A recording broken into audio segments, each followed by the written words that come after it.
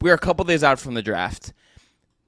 Based on what you read and you thinking about this and everything, what is your like conception of what is actually happening with Dame right now? I mean, I think there's definitely a part of him that is like is thinking about it more, that because I think he needs to see them deliver something that makes the team better. And I think it's like,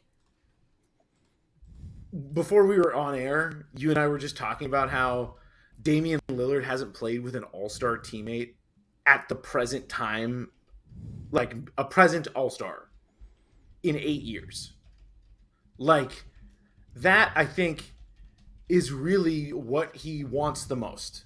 Is someone who's in their prime, that is an all-star level contributor, to be on the team next to him. And and I think the conversation about the picks are very real, though. And I think the other thing that Portland, is trying to make sure is that they don't get fleeced either, because 3 is a valuable pick according to a lot of people, and I think that they don't want to be in a position where they're not getting what Dame is hoping for with 3.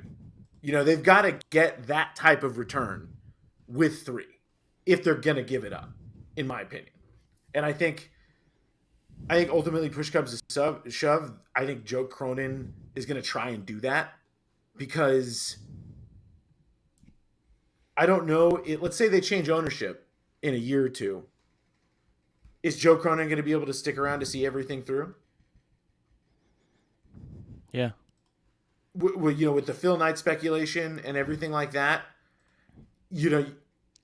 and Cronin has been here for almost, like, I think he's been here for like 16, 17 years at this point. Like, he's been with the organization a long time, and I feel like he's been waiting for this moment. And but it is an interesting call. Like, maybe he will get to ride it out and see it through. But there's also a world in which someone else buys the team, and then they're like, oh, well, we don't see the vision, and he's gone.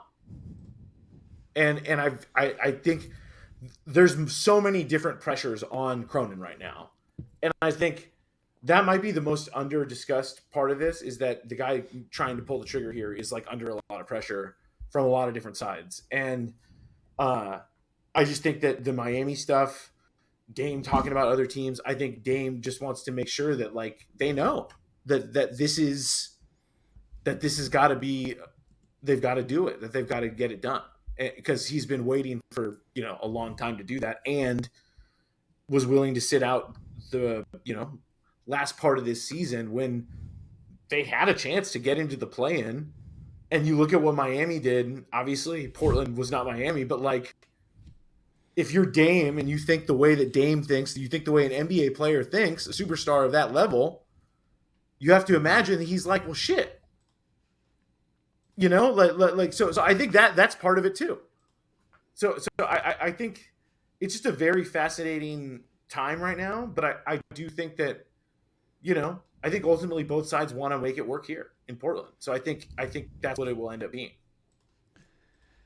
You know what I kind of love is Blazers people have this shorthand already of calling the 3rd overall pick 3. I don't know if you've heard this, but everybody just calls it 3. It's like, well, what can 3 get? Like, it's just like it's like a movie title, or like it's like a nickname, like an operation that the FBI would do. It makes me laugh. It's like the 2nd or 3rd person I've heard do it that way. But do you buy the Heat thing? Do you really think that they actually did not go after Beal on purpose because they really have this highfalutin plan that they're going to go out and get Damian Lillard and that's their end game? Or is that just Pat Riley damage control a la Danny Ainge for all these years of, well, we were that close, but we chose not to go get the superstar that actually didn't ever want to come here? Well, I mean, I think that has a lot of merit, Brendon, because of the, what we've heard a lot about the Bartlestein connection between agent and CEO of the Suns, like that being a huge thing. Like, if those two people were already kind of in lockstep and moving forward, that makes me a lot believe that the Heat really never had a chance at this situation, and that Beal actually did want to go to play with Booker and KD, because I think that you bring up a great point. I also think they do want to wait for Dame. I do think they want that, but let's say the trade stuff happens and Dame does ask for trade. I don't think Miami has the best offer. No. This is the thing that I think gets me in all of this. And he doesn't have the no trade clause like Bradley Beal, so he can't like literally like direct himself to where he wants to go. And it's, you know, whatever the reasons are, Brendon, I know you and I talked about it. Locked On Suns will have more. There's Beal kind of had to approve that he was going there. I kind of just assumed that like Dame would get a say in where he ends up, but that isn't, as you're outlining, it's like that is not in Portland's best interest. If they decide to do this, they should take the most they should get and say, thank you, Dame, for your service. You're a franchise legend. You brought us so many memories the last however long you've been here. But best time in 20 years of the franchise. Yeah. You know, like yeah. It's been 20 years since the franchise has had moments like they've had with Dame. You know, so yeah, and it's like now you're a Brooklyn Net. Here, thank you very much for your service. I don't think this actually does anything to further where you want to go, but congratulations, you now live in Brooklyn, New York.